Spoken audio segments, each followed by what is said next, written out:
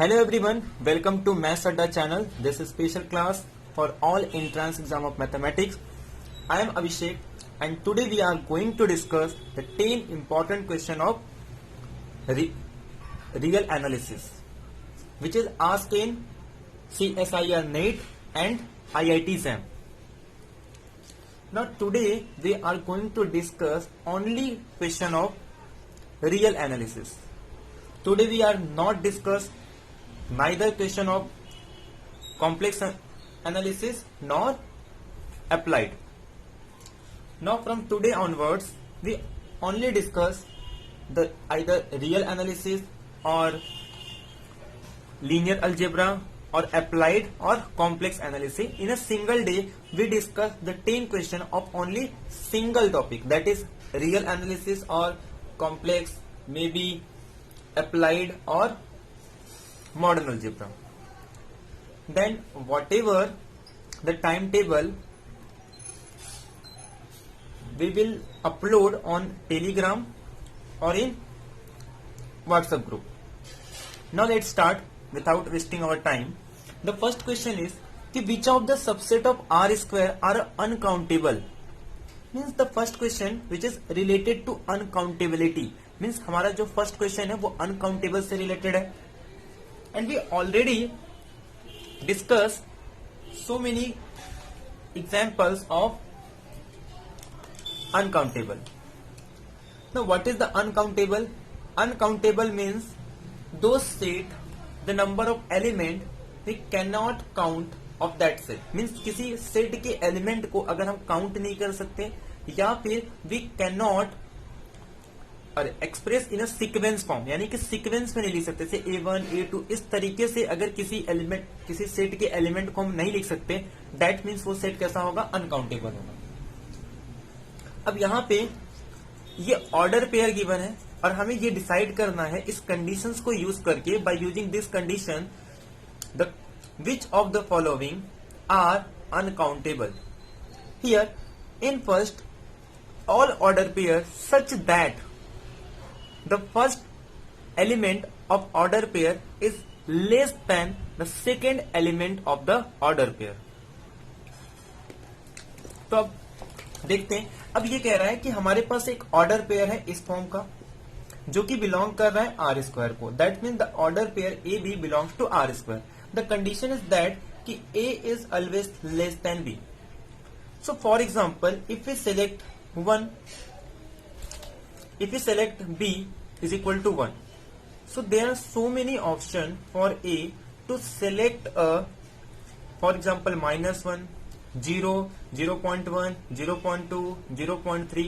That means there are so many options and there are so many irrational, or we say that there are uncountable irrational to select such that the first order pair is less than B. And also there is an uncountable option for B. Means यहाँ पे B के पास हमारे पास uncountable option है B को select करने के, और यहाँ पे A उससे कम हम किसी भी नंबर को सिलेक्ट कर सकते हैं. मीन्स दोनों के पास जो नंबर ऑफ ऑप्शंस होंगे, यहाँ पे B को सिलेक्ट करने के कितने ऑप्शन है, C, where C is the C, which is the cardinality of real number. Similarly, there are C option for choose the element A. So therefore, C cross C is nothing but C, and we know that C is uncountable. That is the number of element or cardinal number of any uncountable real number or equivalent to set which is the set which is equivalent to real number. Means the first set is clearly uncountable. Now second set is A plus B belongs to Q. Now if we suppose select A is any real number, if we suppose select A is any real number, we just select the minus R. That is, suppose for example if we select A and if we add with minus a we will get 0। Means अगर किसी भी number पे यानी कि ए के पास हमारे पास कितने option है, सी, तो बी के लिए हम अगर -c सिलेक्ट कर देंगे तो ये कैसे हो जाएगी, हमेशा 0 हो जाएगा। 0 बिलोंग करता है क्यू को। मीन्स यहाँ पे ए को सिलेक्ट करने के कितने ऑप्शन है, सी। अगर एक भी सी आ गया दैट मीन्स क्लियरली अनकाउंटेबल। तो second option is also right. Now third option is the all order pairs such that the product of AB is set of integers. Now again A or B, suppose if B is equal to any real number or suppose A is any real number, then the second number just choose 0. Means A या B में से किसी एक option को हम select कर सकते हैं कि कोई भी रियल नंबर, और सेकेंड के लिए ऑप्शन क्या होगा, 0। एंड वी नो दैट कि A into 0 is nothing but 0 and 0 is set of integers. जैसे फॉर एग्जाम्पल ए को अगर मैं पाई सिलेक्ट कर रहा हूं तो बी को सिलेक्ट कर दूंगा 0 एंड वी नो दैट कि pi into 0 is nothing but set of integers. ठीक इसी तरीके से फॉर एग्जाम्पल अगर मैं 2 सिलेक्ट कर लूं तो 2 यहाँ पे बी को मैं अगर 1/2 भी सिलेक्ट करता हूं तो देयरफॉर 2 कैंसिल होके 1 हो जाएगा।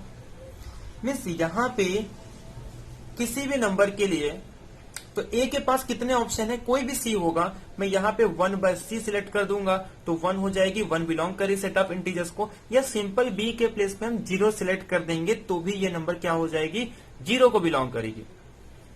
मीन्स यहाँ पे कितने ऑप्शन है, किसी एक के लिए तो हमेशा सी ऑप्शन वैलिड होंगे, यानी कि हम ए या बी में से एक वेरिएबल तो हमेशा फ्री होगा कि वो सिलेक्ट कर सकता है किसी भी रियल नंबर को। And we know that the cardinality of real number is C. So therefore again C option भी correct है। Now the last option is all order pair belongs to R square such that AB belongs to rational number. Now for A there are alif not option and we know that the alif not is the cardinal number of Q and B is also belongs to Q. That means the cardinality of B, that is the cardinal number is alif not, and we know that the Cartesian product of alif not is again alif not, that is the Cartesian product of two countable set is again a countable, or we say that the finite countable set is again a countable set. Means यहाँ पे ये countable set हो गया, तो यानी कि जो D option है ये काउंटेबल है, बाकी ए बी सी ऑप्शन कैसे होंगे, अनकाउंटेबल। क्योंकि यहाँ पे हमारे पास हर केसेस में एक के लिए हमेशा कितने ऑप्शन है, रियल नंबर है, और बाकी एक को हम उसके हिसाब से एडजस्ट करके क्यू बना सकते हैं और सेट ऑफ इंटीजर्स बना सकते हैं। ठीक है, मीन्स हमारे पास जो A option, B option, C option right होंगे, सिर्फ हमारा D option is wrong. Now the next question is कि which of the following set of function are uncountable. The again this example related to uncountable. Means यहाँ पे हमारे पास 4 A, B, C, D, these are the 4 option which is simple the number of function which is satisfy the given condition।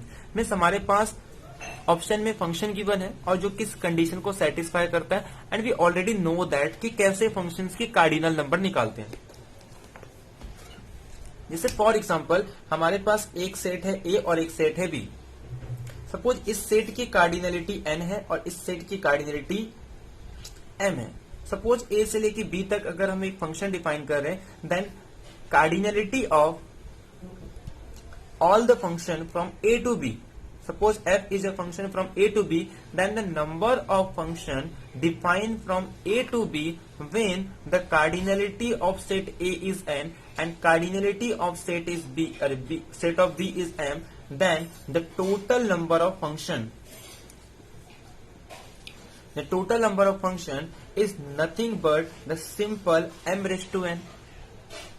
ये हमारे पास already हमने काफी lecture में discuss कर चुके हैं। The cardinality of total number of function from A to B is the cardinality of B raised to the cardinality of domain set, that is the cardinality of A. ये हमारे पास simple formula, तो इस फॉर्मूले का हम use करेंगे। और आपको एक रिजल्ट याद रखना है, सपोज ए काउंटेबल और हमने एक सबसेट ले लिया बी। अगर सपोज हम बी ए का सबसेट ले रहे हैं और जब बड़ी वाली set if the bigger set is countable, that means B set is again countable. And if suppose small set is uncountable, then bigger set is always uncountable. तो यहाँ पे सेकेंड रिजल्ट तो यूज करेंगे, बट फर्स्ट रिजल्ट का हम use करने वाले हैं कि अगर ए अनकाउंटेबल है and B is a subset of A, that means clearly B is a countable.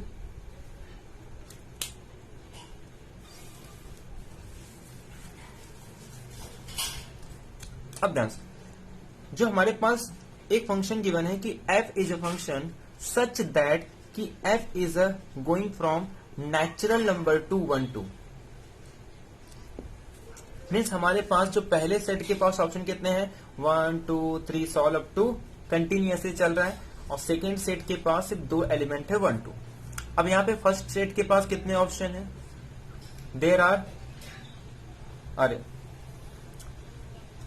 First set के पास कितने ऑप्शन है 2, ऐसे सेकेंड सेट के पास कितने ऑप्शन होंगे 2, ऐसे थर्ड के पास, sorry, for every element of set A there are 2 option. That is first element के लिए यहाँ पे 2 ऑप्शन होंगे, सेकेंड एलिमेंट के लिए यहाँ पे 2 ऑप्शन होंगे, third element, for third element there are 2 option. That means the every element of set A there are 2 option. That means 2 2 2. Then how many times? Since natural number is alif not time, so therefore this is 2.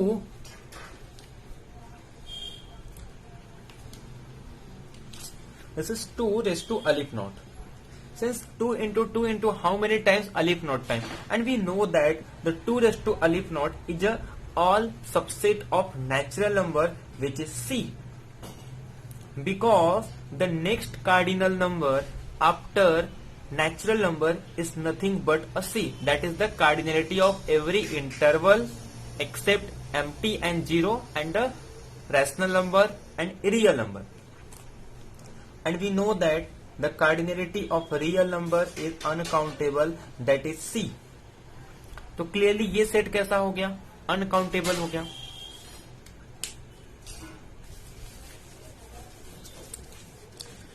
अब इसी का एक subset लिया है, that is एक extra condition add कर दिया है कि जो f ऑफ 1 की वैल्यू होगी वो हमेशा लेस देन f ऑफ 2 होगा.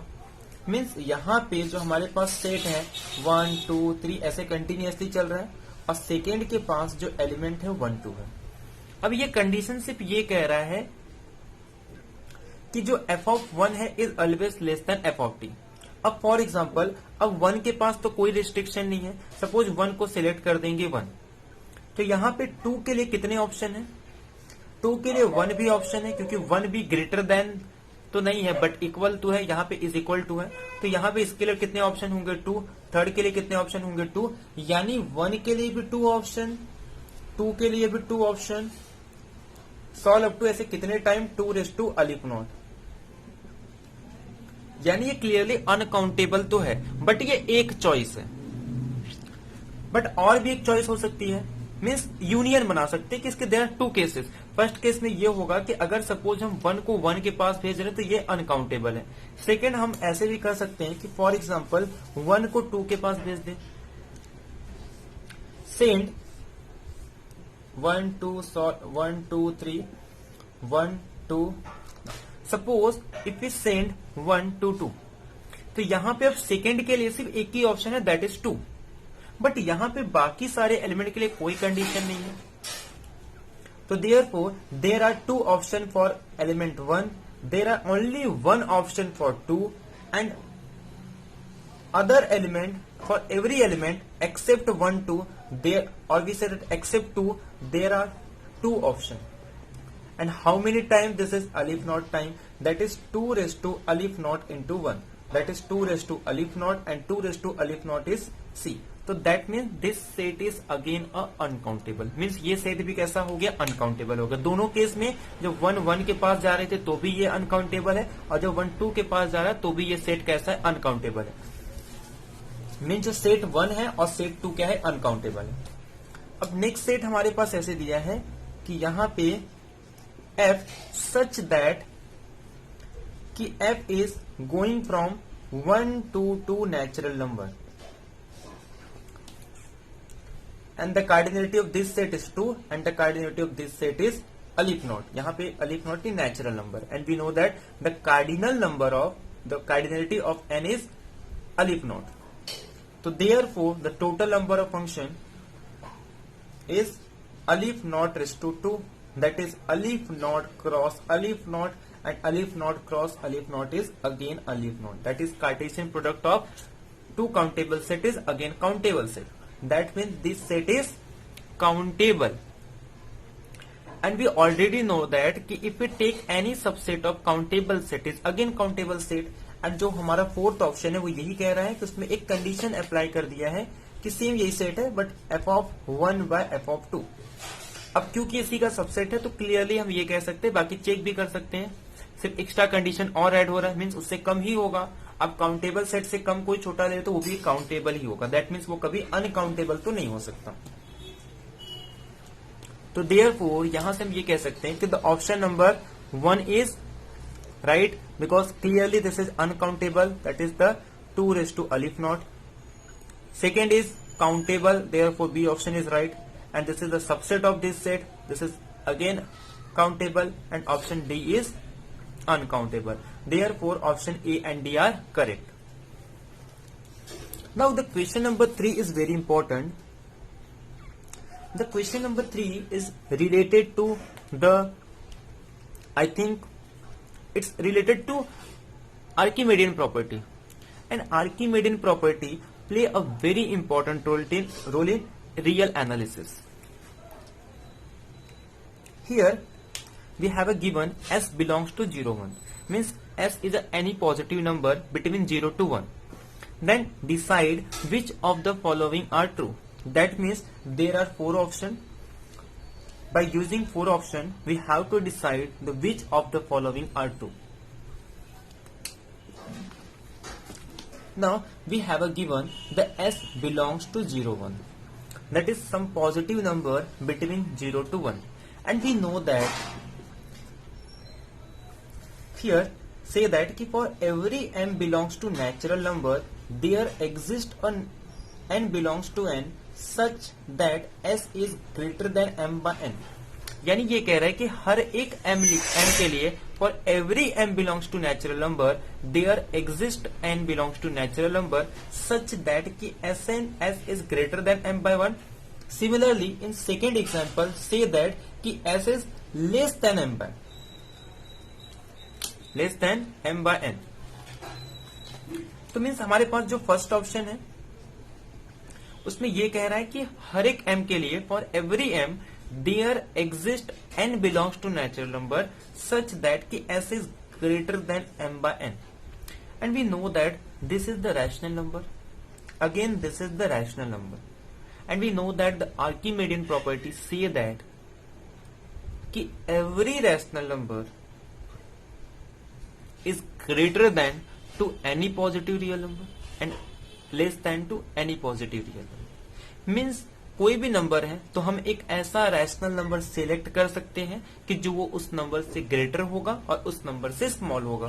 तो clearly by using Archimedean property we से दैट कि the both option are correct. Means हम ऐसा हर एक m के लिए we always choose n belongs to natural number such that कि this rational number is greater than s, less than s और greater than s. So by using simple Archimedean property we say that the option 1 and 2 is correct. That means this example the application of which is related to the application of Archimedean property. Now the third option is for every m belongs to natural number there exists n belongs to natural number such that s is equal to m by n. Means ये कह रहा है कि हर एक m belongs to natural number हमेशा हम ऐसा n चूज कर सकते हैं कि सच दैट कि s बिलोंग करेगा m by n. But we know that कि अगर हम कोई भी नेचुरल नंबर ले रहे हैं if we choose any n it always a rational number. तो आर्किमिडीयन प्रॉपर्टी ये कहता है कि कोई भी रैशनल नंबर चूज करे या इरेशनल नंबर चूज करे तो हमेशा एक रैशनल नंबर हम ढूंढ सकते हैं जो उससे ग्रेटर होगा या स्मॉल होगा। बट यहाँ पे ये कह रहा है कि हर एक नंबर के लिए 0-1 के बीच में अगर मैं कोई भी नंबर ले रहा हूं तो हर m के लिए हम एक ऐसा n ढूंढ सकते हैं for every m there exist n such that कि s is equal to m by n। But 0-1 के अंदर ये ओपन इंटरवल है 0 to 1, तो there are infinitely many which is again application of Archimedean property कि there are infinitely many rational and as well as irrational number between this interval. So therefore if we select irrational number as, then there does not exist any natural number such that कि m by n is a irrational number। यानी हमारे पास अगर कोई m natural number है तो ऐसा कोई भी n हम एग्जिस्ट नहीं करा सकते या फिर ऐसा n कोई भी दुनिया का ढूंढ के नहीं ला सकते कि अगर m नेचुरल नंबर है तो n नेचुरल नंबर से डिवाइड करने पे वो एक इरेशनल नंबर हो जाए। तो देयरफॉर क्लियरली वी से दैट कि the third option is wrong. Next option भी यही कह रहा है कि m प्लस n हो जाएगा फॉर एवरी m के लिए, हर एक m के लिए, फॉर एवरी m के लिए देयर एग्जिस्ट n, हम ऐसा n ढूंढ के लेके आ सकते हैं कि जो कि s के इक्वल होगा। तो क्लियरली अगर यहाँ पे हम इरेशनल नंबर ले लें तो हर एक m के लिए ऐसा कोई भी n एग्जिस्ट नहीं हो सकता सच दैट कि m प्लस n क्या हो जाए, एक इरेशनल नंबर हो जाए। क्योंकि m अगर नेचुरल नंबर है, n एक नेचुरल नंबर है, the addition of two natural number is again a natural number, तो therefore natural number can not be irrational number. तो therefore option number 4 is wrong. तो यहाँ पे सिंपल हमने आर्किमिडीयन प्रॉपर्टी का यूज किया और simple result by using the first option which is application of Archimedean property. Similarly B by using Archimedean property, that is S is less than m by n, and if we take S is a irrational number, similarly here, then there for every m there doesn't exist any natural number such that कि m by n और m plus n will be equal to s, means ऐसा कोई n ढूंढ के नहीं लेके आ सकते कि जिससे कि m by n या m plus n किसके इक्वल हो जाएगा, irrational। Therefore option C and D are right, only option A and B are correct। Now question number 124, which is very simple। Let R denote the set of real number and Q be the set of all the rational number where epsilon is between 0 to half। Means R एक real number है, simple कह रहा है कि R एक real number है, Q एक rational number है और एक एप्सिलॉन चूज करना है जिसकी वैल्यू बिटवीन 0 टू हाफ होगी। लेट ए एप्सिलॉन एक ओपन इंटरवल है जिसे डिफाइन किया 0 to 1 minus alpha. Then which of the कि R एक रियल नंबर है एंड Q एक इरेशनल नंबर। पहला तो ये गिवन है और ये कह रहा है कि हमें एक एप्सिलॉन चूज करना है जिसकी value between 0 to half। The epsilon is a number which is between 0 to half and define a epsilon as 0 to 1 minus epsilon। Now if we plot the graph of 0 to 1 minus alpha, this is our 0। If we put suppose 0, that means 0 to 1, we get the interval 0 to 1, and if we suppose put alpha is equal to half, we get 1 minus half, that means 0 to half, means our set is half। फिर यहाँ पे जैसे जैसे alpha की value 0 से half पे increase हो रही है, ध्यान समझना कि जैसे जैसे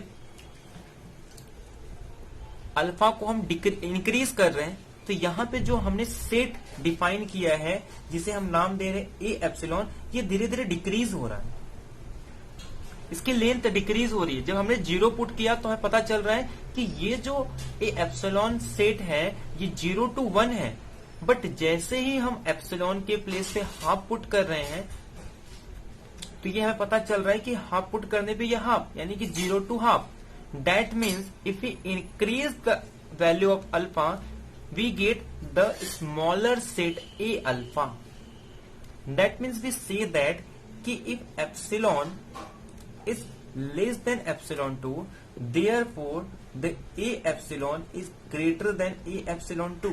मीन्स अगर कोई एप्सिलॉन ये जो वैल्यू है अगर वो लेस देन होगी, यानी अगर हम यहाँ की वैल्यू सेलेक्ट करते हैं तो वो हमेशा यहाँ की वैल्यू से जो इसकी मतलब ए एप्सिलॉन होगा, ये जो सेट इंटरवल मिलेगी वो हमेशा ये वैल्यू हमेशा क्या होगी, डिक्रीज होगी. तो that means A epsilon is always greater then A epsilon 2, यानी कि इनवर्स रिलेशन है. अब बट ध्यान समझना कि यहाँ पे जो हमारा ए एप्सिलॉन है इसके इन्फिमम में कोई भी फर्क नहीं पड़ रहा है. It doesn't effect the infimum. In every cases the infimum is 0 but supremum is change. And supremum कैसे चेंज हो रहा है, अगर सपोज एप्सिलॉन की वैल्यू ग्रेटर है तो ये वैल्यू क्या हो जाएगी, स्मॉल हो जाएगी. मीन्स हम ये कह सकते हैं कि अगर एप्सिलॉन 2 की वैल्यू ग्रेटर है एप्सिलॉन 1 से, तो जो एप्सिलॉन 1 की जो सुप्रीमम होगी वो लेस देन होगी एप्सिलॉन 2 से. Means inverse relation. अगर एप्सिलॉन 1 लेस देन एप्सिलॉन 2 है तो एप्सिलॉन 1 की जो सुप्रीमम वैल्यू होगी वो ग्रेटर होगी एप्सिलॉन 2 से. तो अब यहां से डायरेक्ट क्लियर हो रहा है. और इन्फिमम पे कोई इफेक्ट नहीं होगा, सुप्रीमम पे इफेक्ट होगा. तो ऑप्शन को देख के समझते हैं.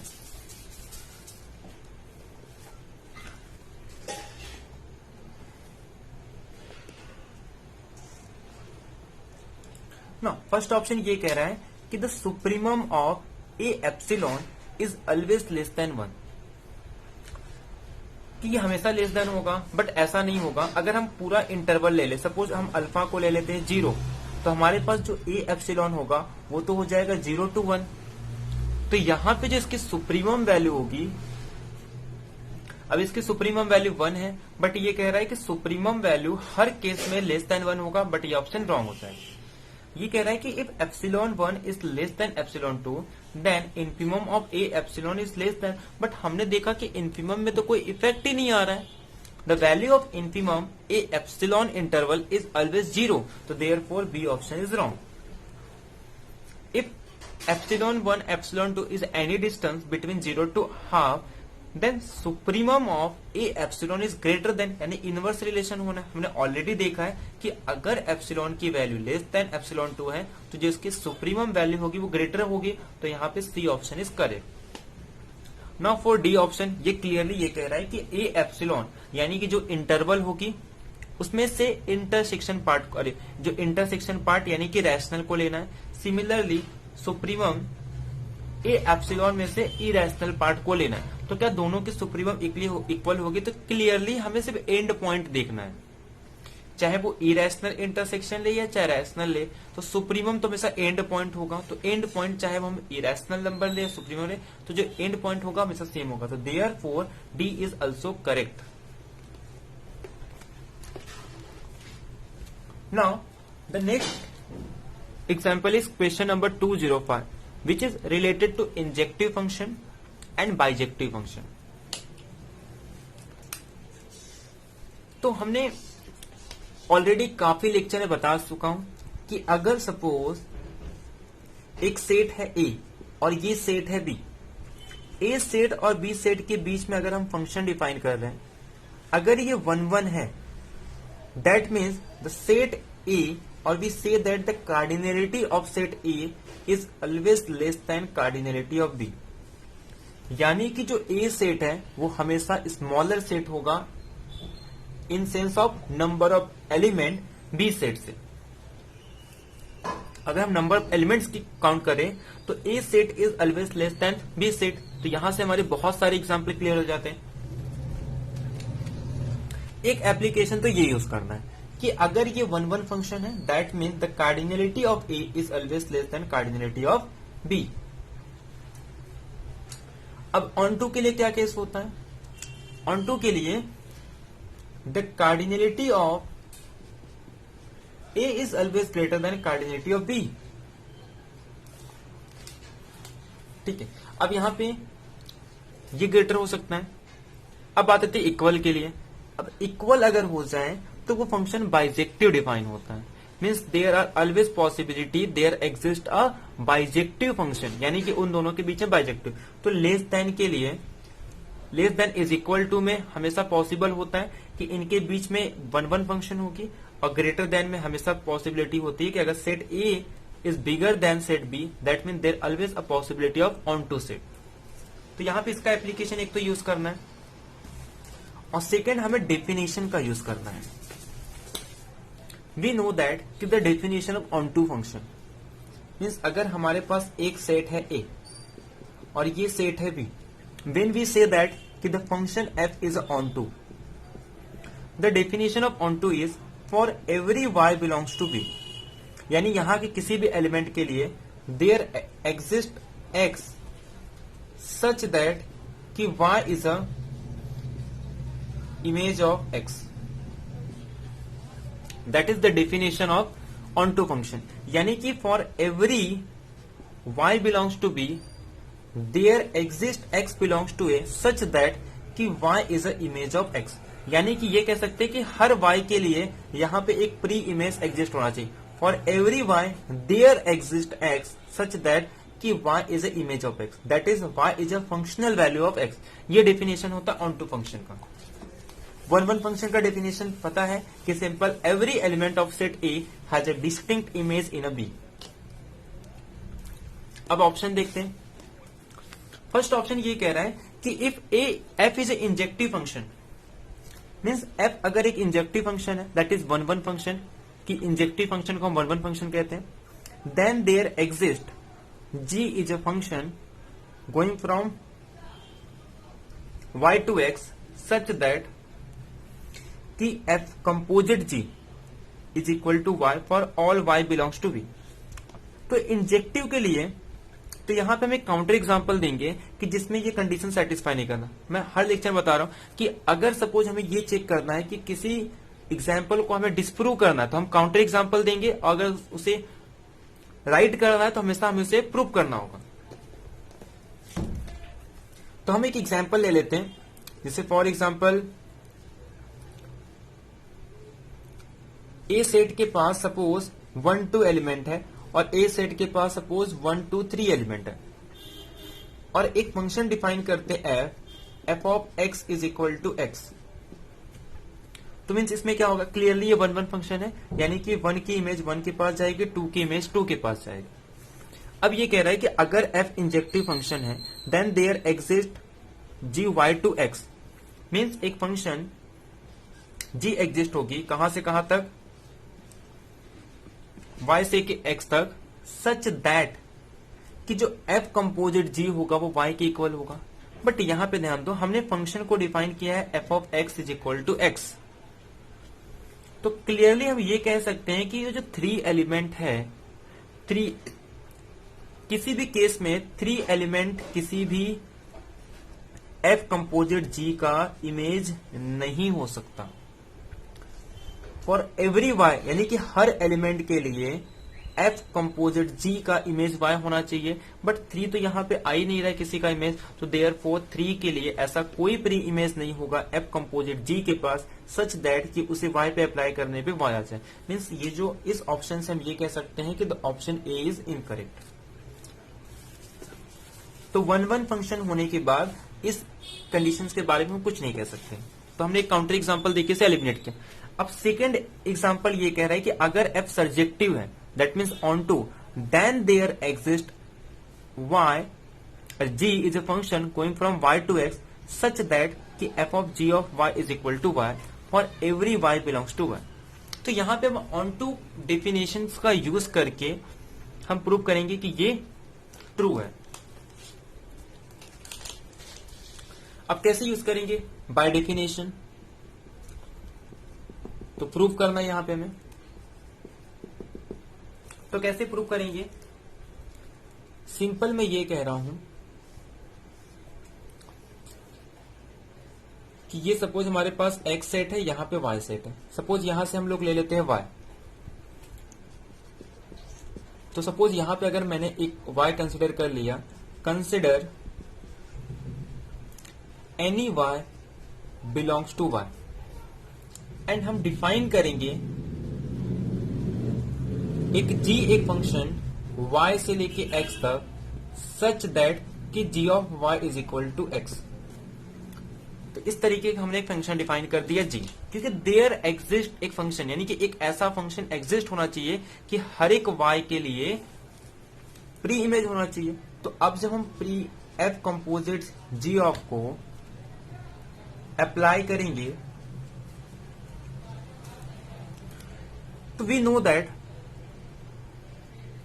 कि g ऑफ y को हम कैसे लिख सकते हैं, f of x, and we know that कि since f is on to function, अगर f ऑन टू फंक्शन है तो f of x is equal to किसके इक्वल होगा, y। तो यहां पे हम डेफिनेशन यूज करेंगे ऑन टू फंक्शन का कि f इज ऑन टू, तो therefore for every y there exist x such that f of x is equal to y। और तो यानी कि हम एक ऐसा फंक्शन डिफाइन कर सकते हैं सच दैट कि g of y is equal to x, कि इसके मतलब यहां पे किसी भी y के लिए इस तरीके का फंक्शन डिफाइन करने पे हमें f of f composite g की वैल्यू क्या मिलेगी, y, यानी कि इस कंडीशंस को सेटिस्फाई कर रहा है अगर g f क्या होगा, ऑन टू होगा। तो यहां पे ऑन टू की कंडीशन यूज हो रही है। तो अगर ये सपोज ऑन टू फंक्शन नहीं होता तब हम ये कंडीशन नहीं यूज कर पाते। तो by using on to definition we prove that कि for every y there exist y such that कि f composite g of y is equal to y, यानी कि हर y के लिए एक प्री इमेज होगी f कंपोजिट g में, यह प्रूव करना था। तो यहां पर हमने ऑन टू फंक्शन का यूज किया। तो देयरफॉर सेकंड ऑप्शन राइट है।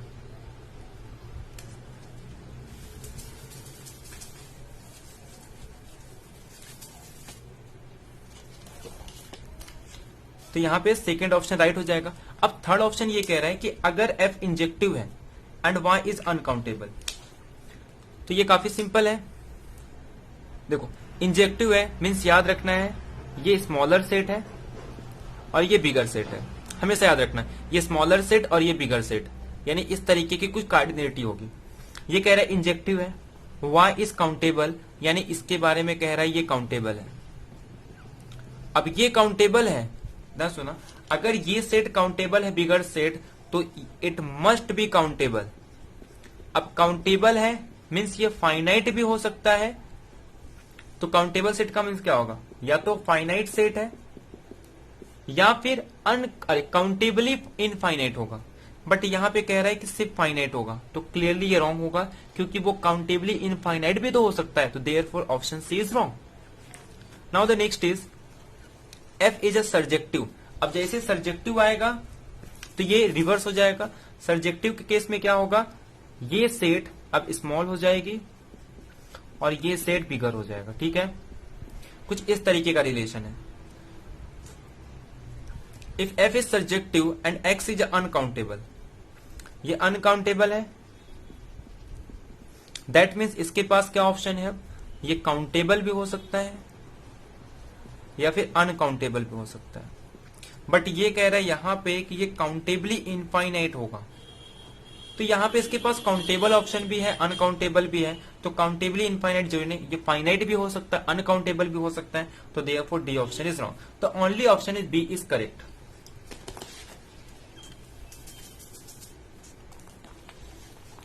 Now the next question is कि let A be a close.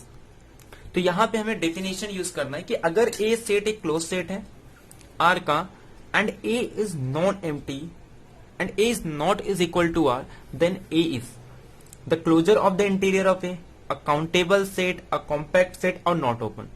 एक तो हमें यहाँ पे रिलेशन यूज करना है, मतलब रिजल्ट यूज करना है, और सेकंड यहाँ पे काउंटर एग्जांपल देके बाकी सारे ऑप्शन को डिस्प्रूव करना है। हमारे पास गिवन क्या है, पहले हमें एक रिजल्ट पता कि ए सेट कोई भी एक सेट है is open as well as close if and only if this set A is either empty or itself X। Means कोई भी अगर मैट्रिक्स स्पेस है, मान लो एक मैट्रिक्स स्पेस है X, तो उसके किसी भी सेट को हम बोथ ओपन एंड क्लोज तभी कह सकते हैं जब वो एम्प्टी भी होगा और X होगा। यहां पे X क्या है हमारे पास, सपोज रियल नंबर है,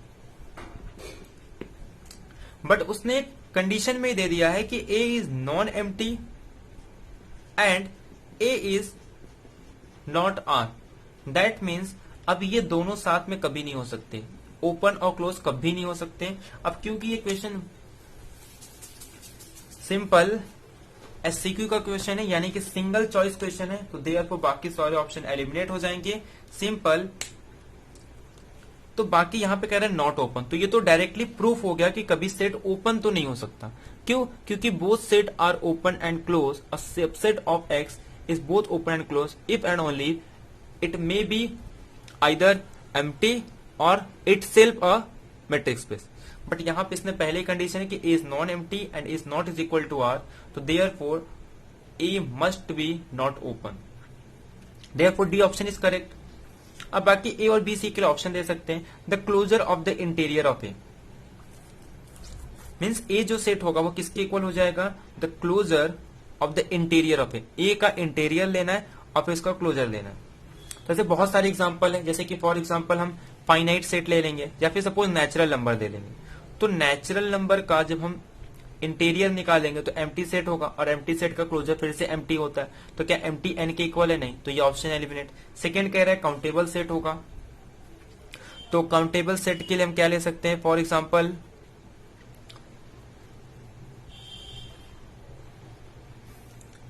काउंटेबल सेट के लिए कैसा एग्जांपल लेंगे कि एक सेट क्लोज होगा, subset of R is non empty. हाँ, अभी तो सिंपल है, कोई भी क्लोज सेट ले लेते हैं। 0 1 ना तो ये एम्प्टी सेट है ना ही आर इक्वल है, बट ये सेट कैसा है? काउंटेबल नहीं, तो देयरफॉर ये option wrong. Compact set clearly ये बाउंडेड भी है और क्लोज भी है, बट ये सेट क्लोज भी है बाउंडेड भी है। अरे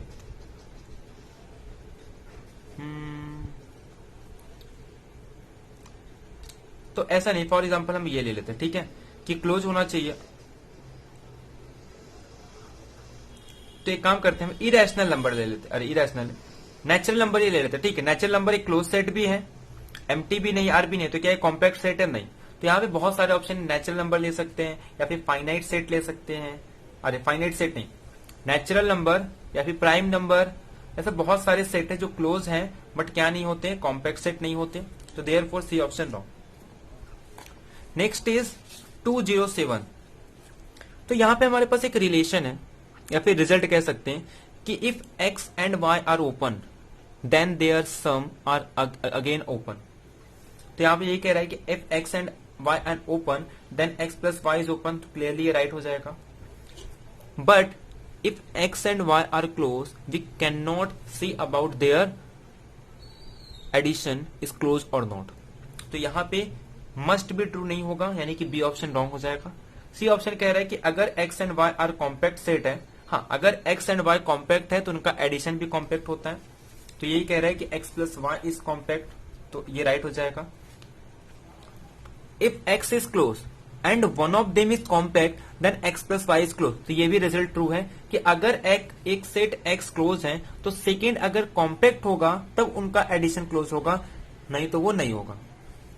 तो एक एग्जांपल लेते हैं जिसमें दोनों सेट क्लोज होंगे बट उनका एडिशन क्लोज सेट नहीं होता। जैसे कि फॉर एग्जांपल एक सेट हम ऐसे ले सकते हैं, जैसे कि यहां पे कोई suppose n plus 1 by where n belongs to natural number या फिर n बिलोंग्स टू सेट ऑफ इंटीजर्स, कोई भी एक सेट ले लेते हैं। और ठीक इसी तरीके से यहाँ पे एक बी सेट डिफाइन करते हैं जहां पे -n1 plus 1 by n belongs to natural number. Suppose ये एक सबसेट हो गया। अब यहाँ पे ये नेचुरल नंबर इंटीजर्स भी ले सकते हैं, कोई फर्क नहीं पड़ता। देयरफॉर अब जो दोनों का एडिशन करेंगे a प्लस बी, तो ये हमारे पास ये तो कैंसिल हो जाएगा। जब इसे ऐड करेंगे तो 2 by n belongs to natural number. Clearly जब हम इसका लिमिट पॉइंट निकालेंगे तो 0 होगा, and we know that the definition of close set, a set is said to be close if their limit point belongs to given set. But यहाँ पे 0 belong नहीं कर रहा है, therefore this set is not close. But a and b are close set, because why close set? क्योंकि every limit point contain करती है, but यहाँ पे कोई लिमिट पॉइंट है ही नहीं। अगर कोई लिमिट पॉइंट होता तो वो सेट के अंदर कंटेन करता, ठीक है। तो देयरफॉर वी से दैट कि दिस सेट इज, अरे कि A and B are close set but their sum is not close. यहाँ पे हम 1 -1 भी ले सकते हैं, क्लियरली -1 करेंगे तो भी कैंसिल हो जाएगा और 1 + 1 बाय n, या फिर सिंपल यहाँ पे -n plus n 1 by n भी लिख सकते हैं, तो -n + 1 कैंसिल हो जाएगा और 1 बाय n बचेगा, तो क्लियरली लिमिट 0 होगी बट वो सेट के अंदर बिलोंग नहीं। तो ऐसे बहुत सारे एग्जांपल ले सकते हैं। बाय यूजिंग वी से दैट कि a and b are close but their addition may or may not be close. So therefore A, C and D are right. Only option A, C and D are correct. Only option B are not correct. Now the next example is related to compact. We just use a set is said to be compact if it must be closed and bounded. If and only if the set is closed and bounded. Clearly, and we know that how to solve or how to check the given set is compact, connected, dense. Yeah, by using diagram we can check the given set is compact or not. Now the first set is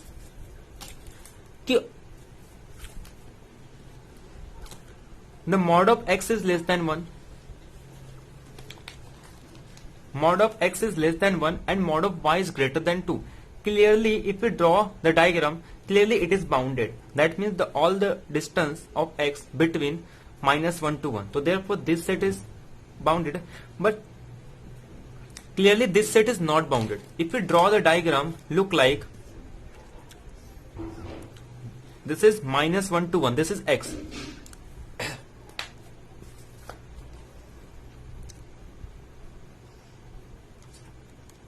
This is -1 to 1. Now y is greater than is equal to mod y2, that means this set and this set. This is our set. So clearly this set is not bounded. So therefore the option 1 is wrong. If we draw the second diagram, that is mod x is between 1 to -1. Clearly -1 to 1, this is 0. And the second set is mod y square is less than 2. That means the mod y is between -1 to 1. Clearly this is close.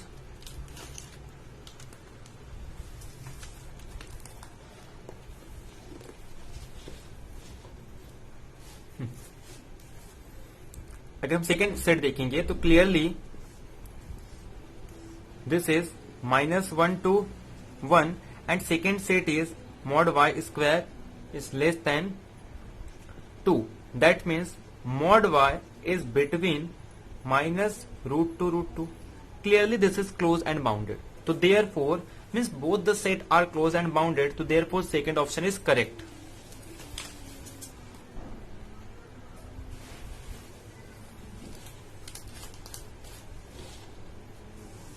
Now for third option,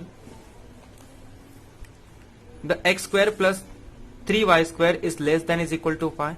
This is clearly a ellipse, and we know that ellipse is always a closed and bounded, or interior part of the set is clearly closed and the set is also bounded. So therefore option C is correct. And by if we draw this set is clearly it is a hyperbola, and we know that hyperbola is never be bounded. So therefore this option is wrong. The only option B and C is correct and A and D option are wrong. Now the next question is question number 129, which is question of IIT JAM, which is very simple. Let A be a non-empty subset of R. Then I of A denotes the set of interior point of A. Then I of A can be empty set, can be singleton set, can be finite set containing more than one limit point, countable but not finite set. Means ये कह रहा है कि अगर suppose हम एक subset ले रहे हैं रियल नंबर का, तो इसके इंटीरियर पॉइंट के बारे में बताना है. And by we know the definition of interior point, कि अगर किसी पॉइंट को हम कहना चाहते हैं ए पॉइंट इंटीरियर कब होगा, जब इसके अराउंड अगर हम एक नेबरहुड ड्रॉ करेंगे तो वो सेट के कितने पॉइंट आने चाहिए, इनफाइनाइट पॉइंट आने चाहिए, सेट के इनफाइनाइट पॉइंट आने चाहिए. यानी कि इस इंटरवल के अंदर इनफाइनाइट, यानी कि सेट के पास कम से कम एटलीस्ट इनफाइनाइट पॉइंट तो होने चाहिए। तो अब ऑप्शन को देखते हैं। ये कह रहा है एम्प्टी सेट, तो एम्प्टी सेट को भी रखते हैं। कह रहा है सिंगलटन सेट, बट किसी भी नेबरहुड के अंदर सिंगलटन सेट तो नहीं हो सकते। अगर हम नेबर ड्रॉ करेंगे तो उसके पास इनफाइनाइट पॉइंट तो होंगे एटलीस्ट। तो देयरफॉर तो सिंगलटन सेट तो नहीं हो सकता, तो ऑप्शन रॉन्ग। ये कह रहा है कि finite set containing more than one limit point, तो फाइनाइट सेट तो हो ही नहीं सकता। अगर हम नेबरहुड ड्रॉ करेंगे तो या तो वो एम्प्टी सेट होगा या तो फिर बहुत इनफाइनाइट पॉइंट होंगे, तो क्लियरली ये भी रॉन्ग हो जाएगा। काउंटेबल बट नॉट फाइंड, तो काउंटेबल सेट भी नहीं होता। जब हम एक नेबरहुड ड्रॉ करते हैं तो नेबरहुड के अंदर बहुत सारे पॉइंट होते हैं, चाहे वो रियल नंबर के अंदर हम कोई इंटरवल ड्रॉ कर रहे हैं, तो नेबरहुड क्या होता है, एक interval. And we know that कि इंटरवल अगर सिंगलटन सेट, सपोज ये पॉइंट है, अब इस पॉइंट के अराउंड अगर हम नेबरहुड बना रहे हैं तो या तो ये एम्प्टी सेट होगा या तो फिर कोई इस तरीके का इंटरवल होगा। अब ये ना तो सिंगलटन सेट है और ना ही ये एक कोई एम्प्टी सेट है, तो देयरफॉर जिसके पास पॉइंट कितने होंगे, अनकाउंटेबल, बट ये यहाँ पे कह रहा है कि काउंटेबल होंगे, तो ये ऑप्शन रॉन्ग। अब बचा एम्प्टी सेट, तो अगर हम एक एग्जांपल लेके भी इसे डिस्प्रूव कर सकते थे बाकी सारे ऑप्शन को। जैसे अगर फॉर एग्जांपल ए को हम नेचुरल नंबर ले लें, तो क्लियरली जब हम नेचुरल नंबर सेट का इंटीरियर पॉइंट निकालेंगे तो वो एम्प्टी होगा। तो by using singleton set option wrong. Finite set containing more than one limit point, तो ये भी रॉन्ग। डी ऑप्शन भी रॉन्ग, क्योंकि ये काउंटेबल बट नॉट फाइनाइट, की फाइनाइट नहीं होगा बट ये फाइनाइट है, तो देयरफॉर डी ऑप्शन भी रॉन्ग। तो therefore the only option A is correct. Now the next one is which is related to connected set. This question is again from IIT JAM. The question is कि let G and H be a non-empty subset of R. That means G and H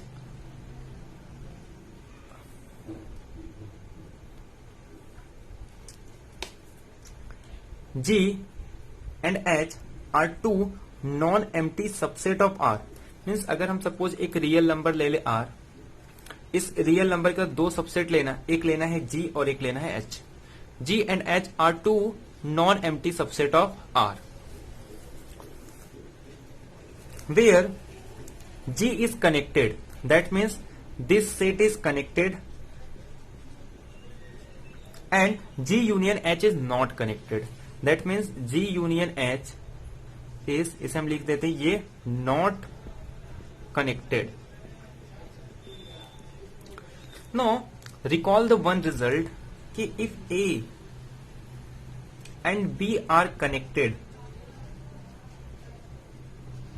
and A intersection B is non-empty, then A union B must be connected. That is कि A और B अगर दो connected set है और A intersection B दोनों के बीच का जो इंटरसेक्शन है वो नॉन एम्प्टी है, then A union B must be connected, तो ये कनेक्टेड सेट होगा। तो इस रिजल्ट का यूज करके हम ऑप्शन को अब एलिमिनेट करते हैं, ठीक है।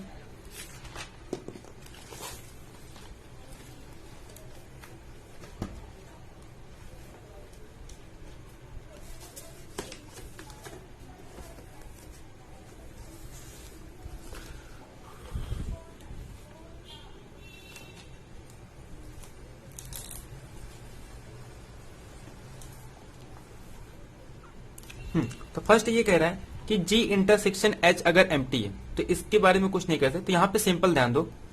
ये कह रहा है कि G इंटरसेक्शन H ये कैसा सेट है, नॉन एम्प्टी है,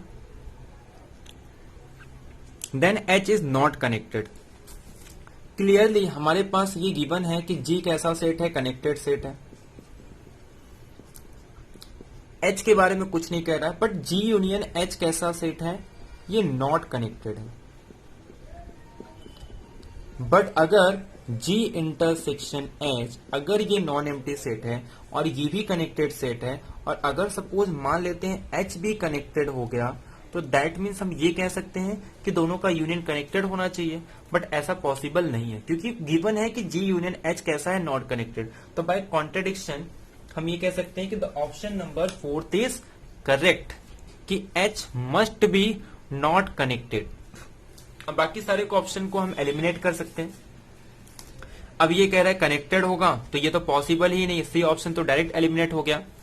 अब फर्स्ट और सेकंड के हम एग्जांपल दे सकते हैं। अब ध्यान समझना, ये सपोज कोई एक कनेक्टेड सेट है।